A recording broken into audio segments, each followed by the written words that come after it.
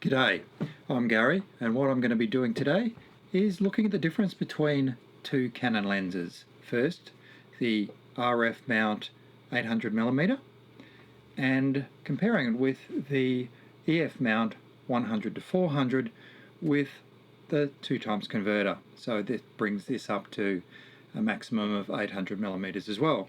So just comparing these two. In terms of the dimensions, they're very similar. In terms of length when they're compact, and when they're extended they also are very similar. So in terms of the actual physical dimensions, they're pretty similar.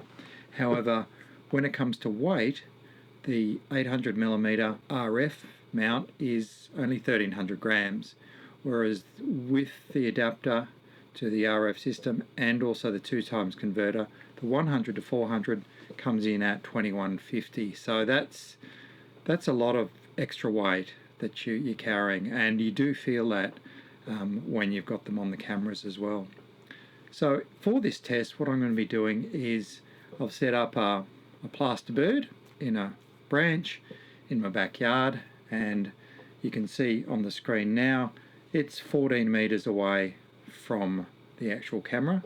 I've used a tripod and mounted the cameras and the lenses on the exact same tripod, same spot and same distance. For my methodology, I've taken photos in the late afternoons with low light, and I've also used full sunlight in ideal conditions and used a 1 ISO of 800 and then varied the shutter speeds. So we can see the difference between the two lenses on the R5, and I've also used the R as well in the bright full sun conditions, just to see the difference there. Now if you like what I'm doing, please subscribe, hit like, and we'll get more of these sort of videos. Okay, if you don't want to go any further, basically the 800mm is sharper. Yes, you can see that certainly on the R5. On the R, not a huge amount of difference there. If you've got the EF 100 to 400 with a 2x converter, that would be okay. But definitely on the R5, we can see a difference in the actual sharpness. Now what I'll do is I'll start showing you some of those images. Now this is the first one. This is in full sun at 1/2000th of a second, ISO 800, and for both lenses the 800mm RF lens only has one aperture, and that's f11. When you put the 2x converter on the 100 to 400, its lowest aperture is f11 as well, so we're able to compare apples with apples there. So what you're seeing on your screen there is on the left hand side is the 800mm RF, and on the right hand side is the EF 100 to 400 with the 2x converter, giving it an f11 as well at 800 ISO. Now you can already see some differences. The RF 800mm, it's starting to look sharper straight away, and that's at 100%. We'll zoom in that's at 200%, and you can definitely see some differences there. Have a look at the little blue spot on the just below the beak, or to the left hand side of the beak, and you'll notice some differences there. We'll zoom in to 400%, and that's where you see those differences. You can see a bit of noise, but the 800mm RF is definitely the sharper there, and that's in full sun, so that's a good comparison of the two. And I was letting the autofocus do its own thing. I found that in the low light the eye detection worked better than in the bright light. I think potentially there were too many different spots confusing the lens in this case, but at 400% there's a definite difference on the R5. Let's have a look at the low light now. So what we're doing now is looking at the difference in low light conditions. I've kept the shutter speed at 1/400th of a second, there'll be no movement because obviously the plaster bird doesn't move. But what I set it at that for is so I can see the difference between the different ISO levels. This is ISO 5000, and already I think you can probably see some differences. Let's look at the next one. And yeah, that's zoomed in at 400% at ISO 5000, and there's definite differences there. Both images, not so great at 400%. What I've done here is I've edited in Lightroom, just a light edit, to try and bring them up to a potentially usable image.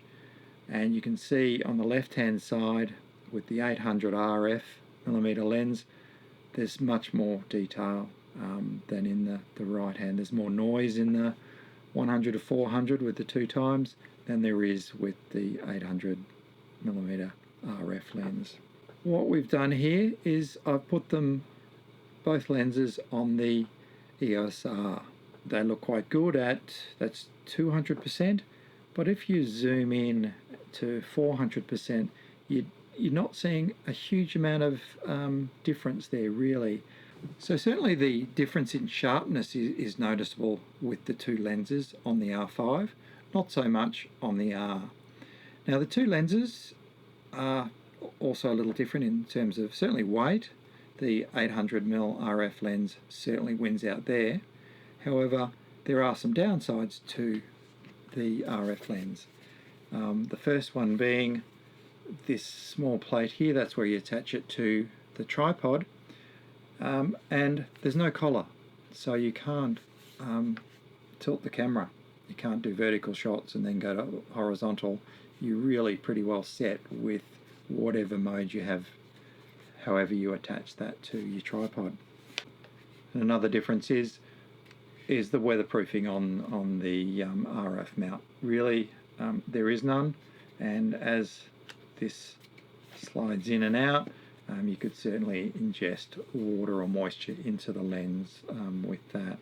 So I wouldn't personally be taking this one out in the rain or negative conditions.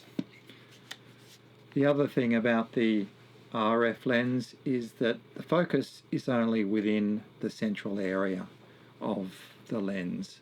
So if you're doing your autofocus, you really need to have your subject fairly well placed in the middle third of the viewfinder.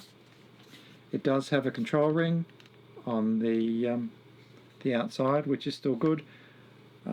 It's a great lens to have on the camera, and certainly when you're walking around with the camera and lens, it's very easy to shoot and use. As I said before, on the 100 to 400 is this collar, which allows you to twist the camera, the lens, and therefore the camera. But very nice lens as well, and the benefit of this is that you're able to zoom in and out, whereas with the 800mm RF lens, you just really you set at 800mm and that's it, so you have to physically move in and out yourself. Now with the distance focus, I found this was good to about 6 meters. Any closer and it wouldn't focus. So anyway, in conclusion, this is a great value lens. It really is. Now I bought these both with my own money.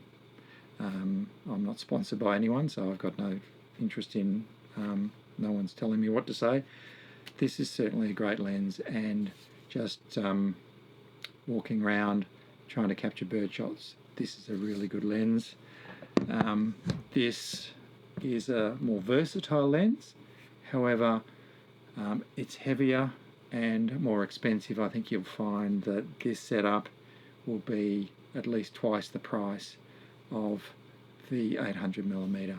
So if you're looking for a good long lens to shoot wildlife, I don't think you can really go wrong with this guy at the price it is.